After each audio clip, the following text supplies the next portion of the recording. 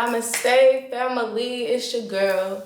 I wanted to get on here talking about 5 reasons to keep going. And me personally, coming from like a depressive background, the idea of continuing anything that is painful can be very intimidating. However, through my experience, I've learned that when it comes to stopping anywhere, you never fully liberate yourself from the headspace and the stress and the doubt and the fear and the insecurity, the low self-esteem, the loneliness, the depression. You never really get to escape that. You kind of just sit in it and you're stuck.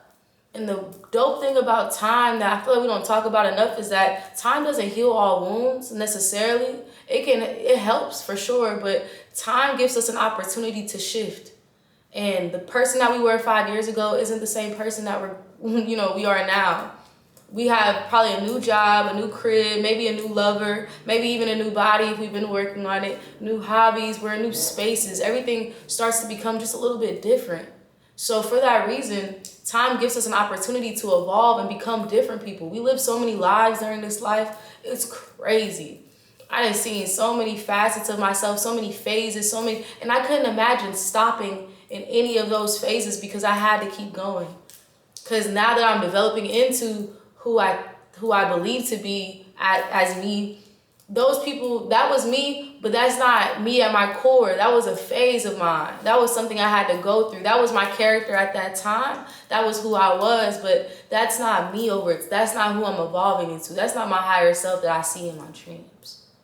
But everything is a stepping stone. Everything. So even when it came to like my depression, like it was so hard, man. It was so hard. I'm not even gonna lie. So it's difficult to say this, but in hindsight, like the life I experience now, I'm thankful for those experiences. I'm thankful that there was a point in time where I didn't want to live anymore because now life is so sacred to me. I couldn't have imagined not being here no more. Like life has became a friend of mine. And before we weren't friends like that, I actually wanted to stop my relationship with her several times. I didn't want this friendship. It didn't feel reciprocal. It didn't feel like she loved me. It didn't feel like, I was thriving in this relationship. The whole time, I'm not even paying attention to the background. So I say all that to say time gives us an opportunity. Time gives us space. It gives us, man, when you look back at how far you came, you almost want to hug time. Like, man, like, thank God you passed by. Like, I did not want to be stuck there in that headspace at all. So that's the first thing. Second reason to keep on going is because we are so important, y'all. And when I say that, I don't mean that by means of ego or by means of, our occupation or anything of that sort. When it comes to being important, I don't think important derives from like anything external, anything like monetary. I mean, of course, you can be important in those respects as well. But what I'm referring to specifically is who we are energetically. So there's situations sometimes where we dropped a beam of light on somebody and we didn't even think about it like that. That was just us on a Friday giving them a compliment, or that was just us on a Saturday, saw somebody crying, ended up crying on your shoulder. You end up speaking life into them. And through speaking life into them, you dropped a beam of light there. Or the time that you reached out to somebody that you hadn't talked to in a while just to tell them, you know what, I love you, man. I hope that you're doing good. Beam of light there. Just natural things that we've done that is God acting through us. Like, we're truly being a vessel in those moments because we're gifting love without any type of transactional mindset, any type of, I desire to get this out of this person, any opportunist type of thing. None of that. That's pure love. You're dropping beams of light. And the crazy thing is, we do it so naturally as humans that we don't even look at it like that. Like, subconsciously, we may be like, oh, okay, like, that was a beautiful thing to do. But consciously, like, it's just a Monday and I'm just being nice to you because why would I be mean to you? I'm just talking nice and looking out for you because that's who I am. That's what I stand on. I stand on this moral. You feel me? I stand on that. So I feel like our importance. And then also when it comes to just where we choose to be. It doesn't even have to be anything that we outwardly say or do, just being there sometimes. Like, I remember I used to go to this gas station every Saturday. And this was when I lived in Sandy Springs. And I remember one Saturday I didn't make it for some reason. I think my car was in the shop. It was like one Saturday, and then the next Saturday I didn't come, and then the following Saturday I was there. And he was like, "Where you been at?" Car stuff, vibing. He's like, "Oh, I miss your smile. Sometimes it would make my day." I'm just, hi, good morning. You feel me? Just vibing. I'm not really even thinking about it in that way. But it's crazy how our presence is almost like valued higher than we give it credit for. So it's like, okay, once I become more cognizant of how I'm a vessel and how I am, appreciated in these spaces, instead of focusing on the spaces where they don't appreciate me, where they don't make me feel important, and where they make me feel like I'm not nobody, why don't I pay attention to the people who smile back at me when I smile at them? For the people that tell me, this and that, and like, I'm recognizing the beams of light now, but not even just that. Now I'm consciously becoming a vessel. Now I'm just dropping beams of light just because I can. Not even doing it on accident, more so intentionally trying to be a good person, intentionally being gentle, intentionally being graceful, intentionally having patience, intentionally giving love even when it's not given to me. Because now this becomes something that I'm developing in my character. Like, this is something that I'm becoming as a person. And once you become a full vessel and you give the love to Mother Nature, to God, to your egungun, to other human beings, to animals, to like, it all works together. And that's why it's so crazy. People say, like, I don't even know what I did to deserve this. What you mean? You've been a good person the last 10 years of your life. You've been dropping beams of light without even thinking about it. So it's like, dang, I wonder where this blessing came from. What did I do to deserve it? Do I even? Yes, you do deserve it. You've been dropping beams of light on accident. You feel me? You didn't probably plant a seed in somebody that you were just, being you. You didn't drop the seed there. It grew into a willow tree with flowers on it. You feel me? You dropped a beam of light there. You choosing to be open to being a vessel. And now the blessings just roll in. They just coming in. That's what they doing. They coming in. So it's like, we have to recognize, like, nothing is on accident. Nothing is a coincidence. There's a reason why the blessings are just flowing to you. There's a reason why your day went so well.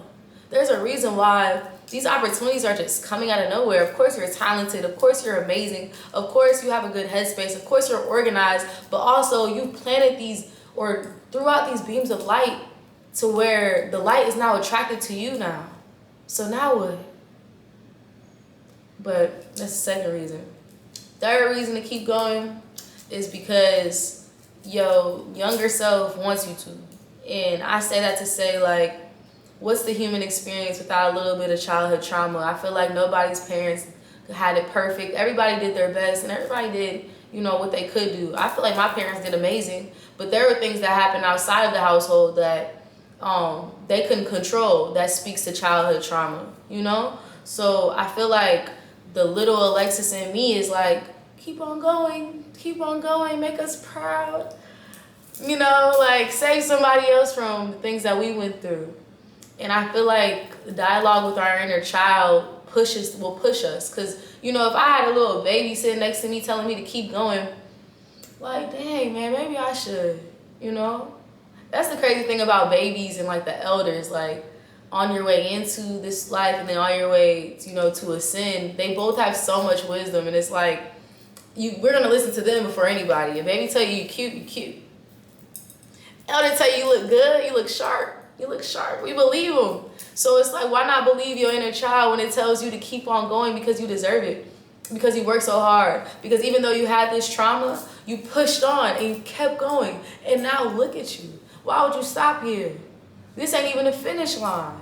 This is probably the middle of the race. You're going to look crazy to your younger self in the crowd if you just stop. It looks like you gave up on them. Not just you, but them. So that's the third reason. Fourth reason to keep on going is because you owe it to yourself.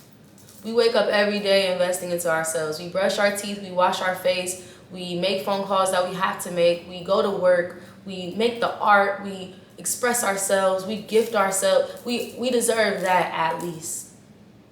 When it comes to sports, when it comes to a job, when it comes to things that push us to keep going, we keep going. But those are all things outside of us.